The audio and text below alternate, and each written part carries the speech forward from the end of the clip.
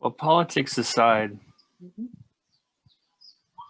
what predated Mr. Trump and what has continued and accelerated during his tenure is, call it the phenomenon of really an epidemic in and of itself of diseases of despair,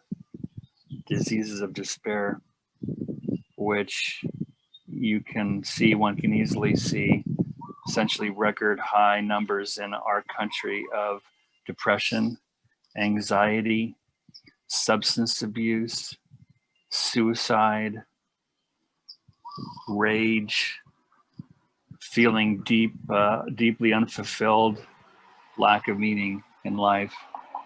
And that is not just on one side of the political spectrum, it's pan spectrum.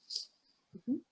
And one could, and I do, make the observation, the argument that many of these individuals, if not most of them, if not actually all of the individuals who say stormed our Capitol last week, were suffering to various degrees of these diseases of despair, because on the flip side, if one is happy, relatively happy and satisfied in one's life, one does not behave the way we saw people behave last week.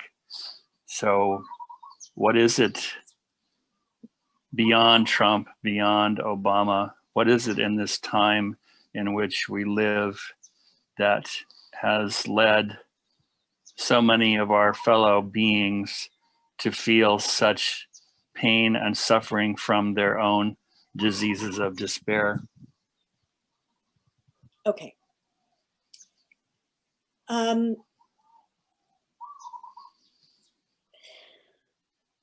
So I think we talked about this a little bit earlier in the week as well, and we're gonna go back into it with you. This is not new. What's new is the social media manifestation and the press manifestation and it's like the broadband and the broadcast of the awareness of it.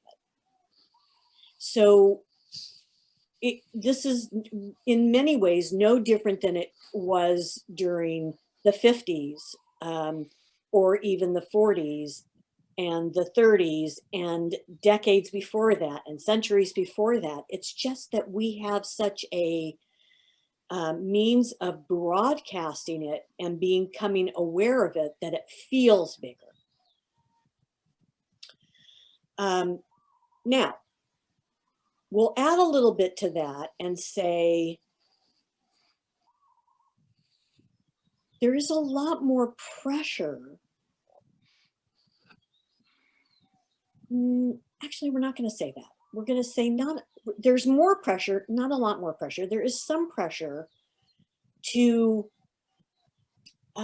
perform that you may not have been aware of, or that wasn't quite to this level before these last couple of decades. But it's really proportional because over the decades and the centuries, there's always going to be progress, and we have to rise to that level. And when we have to do that as a civilization, it puts stress on us. Again, there's also the ability to to become to obtain drugs or guns more readily than we ever could before. So it's not it. So some of it is the availability of these things. Some of it is the widespread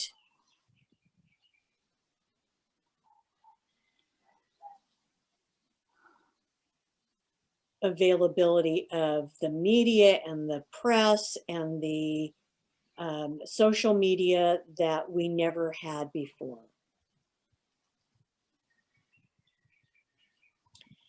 People come in to each lifetime at whatever level, at whatever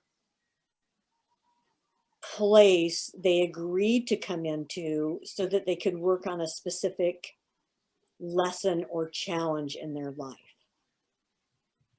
And everybody comes in at a different level, at a different, it's not even a level, at a different, wow, what's the word I want? Just at a different era, we'll even use in their life. A different place for them to learn whatever it is that they're meant to learn. And there's a range for humans. There's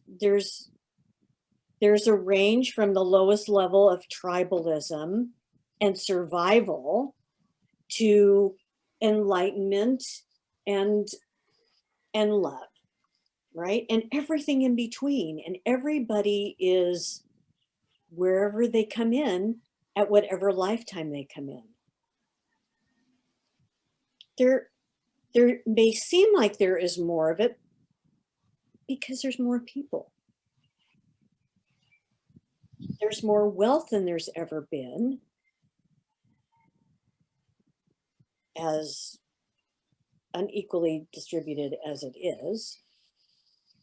And that creates more desire for more, just more of everything.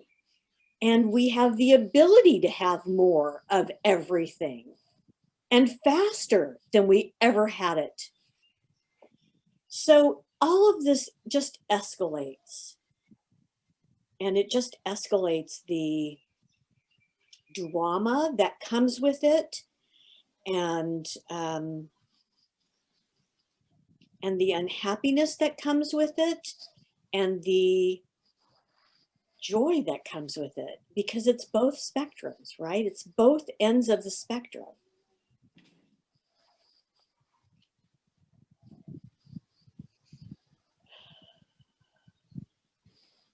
So we feel like while all of the lessons and all of the emotions that you think may be unique to this time, they aren't.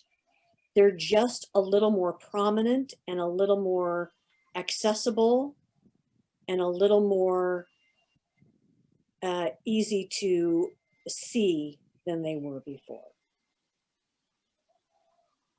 Does that answer that question? It does. Your points are well taken, and at the same time, I will hearken back to an op-ed piece of several years ago, which made an impression on me. It was written by one of my most favorite people in the world, the Dalai Lama, and a guy in Washington, D.C., Arthur Brooks, who is on towards the kind of the right side of the political spectrum, but fundamentally, from all I can tell, a very good guy. So it was an interesting pairing, the Dalai Lama and Arthur Brooks in this New York Times op-ed piece. And what I recall from the piece is most important, made an impression on me, is that in order for us beings to have a life, to experience a life of purpose with some degree of satisfaction and happiness, we have to feel, it's a sine qua non, that without which we have to feel that somehow our life has meaning, however we conceptualize meaning, which is a very individual choice, of course, as it should be. And their point really in this piece was observing what appeared to them and appears to me to be a pandemic of a lack of meaning, of individuals feeling a lack of adequate meaning in their lives. Hold on. And yes, yeah. We want to stop you there for a minute, because what really, in a way, you answered your own question, and we can have more of a conversation about this, but we want to get this out there for the moment, which is everybody's meaning is everybody's meaning, right? Everybody has their own idea and perspective and experience of what meaning is for them. within their own life, and then within a group, and maybe then a larger group as we work our way up and down the funnel, okay? They're showing me truly like a funnel or a wind tunnel, you know, a tornado. And when you talk about meaning, what is meaning for you and what is meaning for these people who, we'll just use this as an example, who stormed the Capitol, it is obviously very, very different. It is no less meaningful for each of you. Now, carry on.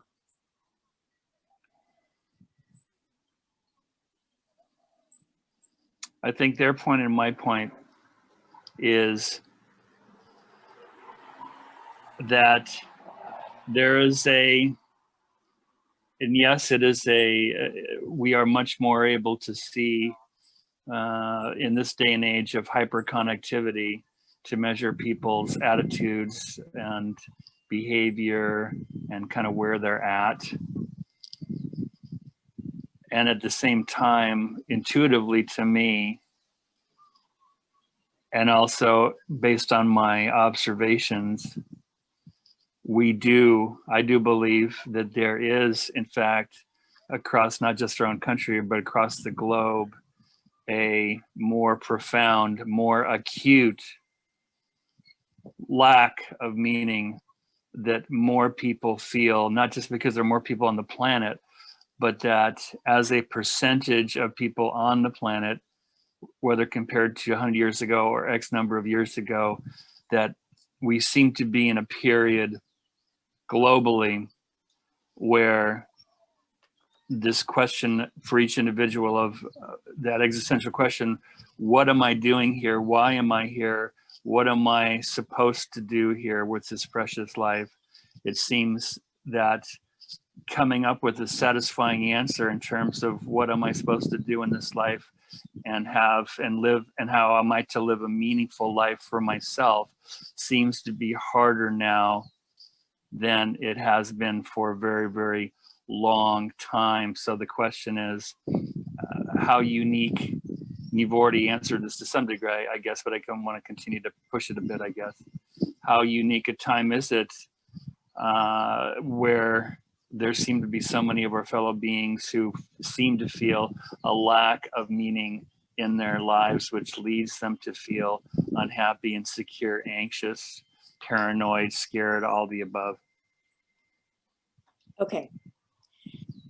So first of all, we want to ask you, why do you think that there is more or less meaning now than there has ever been?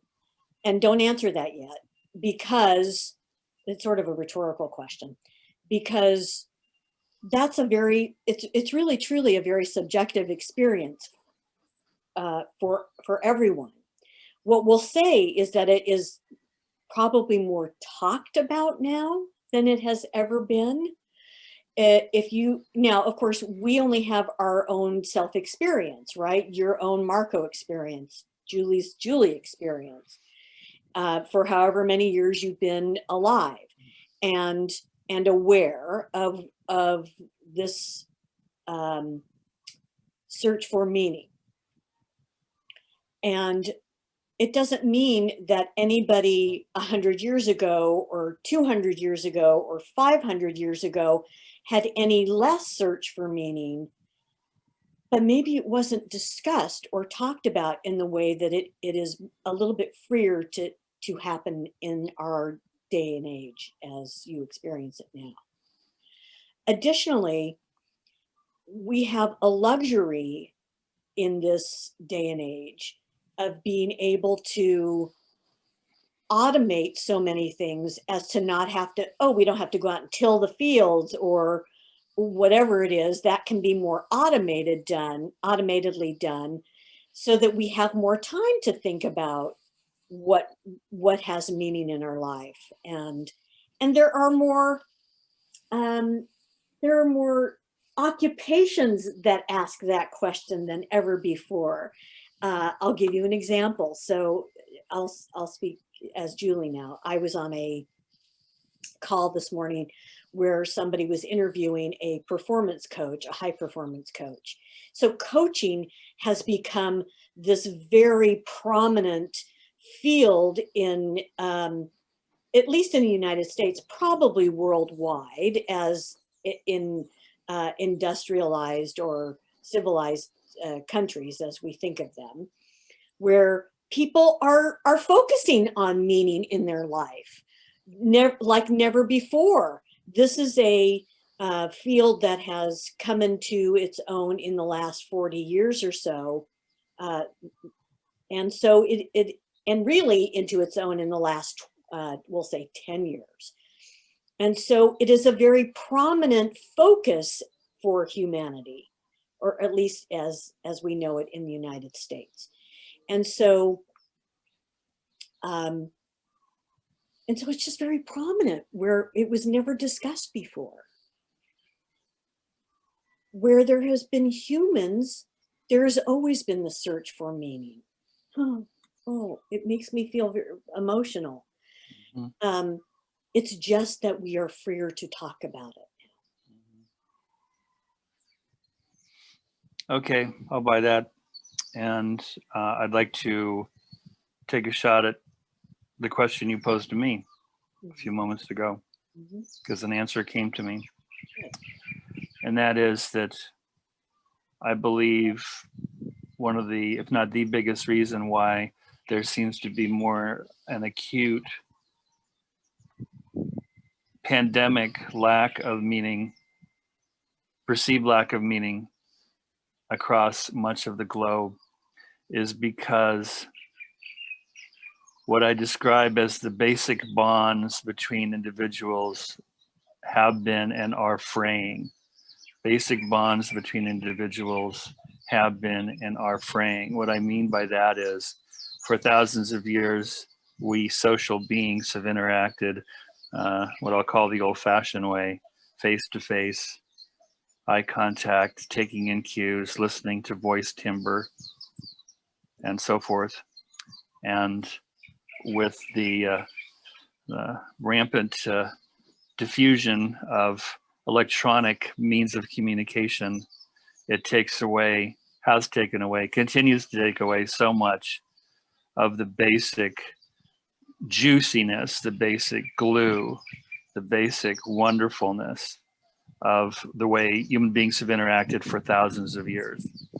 And that has caused a deep, whether it's conscious or not, a lot of it's unconscious, a deep disturbance in that force. And that these basic bonds that have been binding us as fellow human beings that are dependent on others for our very survival, that those bonds have been and continue to fray. Okay, so we want to tackle that for a minute and say part of that is that there has been a freedom, if you will, to push the limits. Okay, and that's what humans do. They push the limits, and then they discover whatever is beyond those limits, and then they grow from there. Sometimes in a positive way, sometimes in a negative way, but humans are constantly pushing and testing limits. So some of this fraying or lack of interaction of face-to-face interaction has come because of our electronic age and pushing those limits. It will continue that way. That doesn't mean there is ever going to be a substitute for face-to-face interaction. We cannot procreate if we don't do that. So there will always be face-to-face engagement. It feels like we are,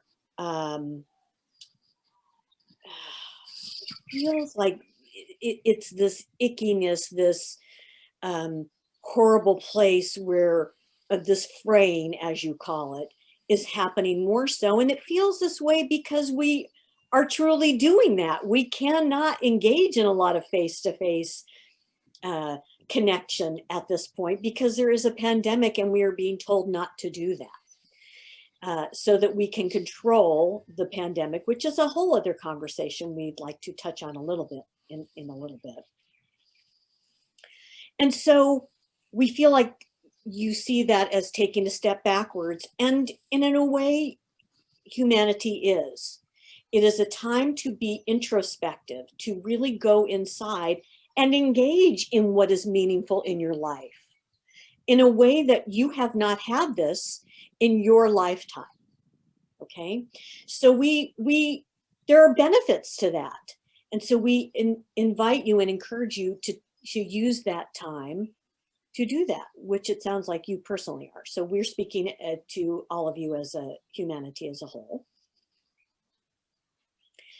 Again, some of this comes to this freedom to speak it without without limits, without kindness, without politeness. Filters. Yes, without filters. We are seeing a shift in that, though. If you notice, this newer generation, this younger generation, is asking for a politeness in their way. It's like, we don't want to be described as genders anymore, or in a certain way. It could be he, she, they, us. So we're seeing a new transition into, and a new emergence of politeness. And then there are those who are like, well, we don't like that at all, so we're going to buck that, and we're going to talk the way we like. So wherever there's progress, then there's the fight against progress. So you are just experiencing that firsthand. And again, we see that more so because of the pandemic.